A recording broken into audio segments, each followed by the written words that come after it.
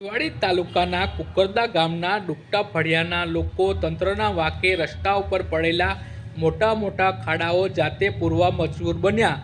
ડૂબતા ફળિયાના ભાઈઓ બહેનો તગારા પાવડા લઈ જાતે બિસ્માર રસ્તાનું સમારકામ કર્યું હતું। તંત્રના અધિકારીઓ ગામ સુધી ના પહોંચતા બિસ્માર રસ્તાનું સમારકામ જાતે કરવા લોકો મજબૂર બન્યા છે। ડૂબતા ફળિયાનો રસ્તો ભારે વરસાદમાં ધોવાઈ ગયો હતો। કોઈ બીમાર પડે તો 108 એમ્બ્યુલન્સ પણ આ ફળિયા સુધી પહોંચી ના શકે તેવી સ્થિતિ હતી। ગ્રામજનોએ વારંવાર તંત્રના અધિકારીઓને રજૂઆત કરવા છતાંય પરિણામ ના મળતા રસ્તો જાતે રિપેરિંગ કરવા મજબૂર બન્યા હતા। આજરોજ 7 ઓક્ટોબરના અહીંયા અમે લોકો બધા ગામના ભેગા થઈને રસ્તો બનાવવા માટે નીકળ્યા છે અને જે રસ્તા એટલા બધા ખરાબ છે કે અમારે ત્યાં એક મહિલા છે એ હાલમાં પ્રેગ્નન્ટ છે અને લાસ્ટ મંથ ચાલે છે।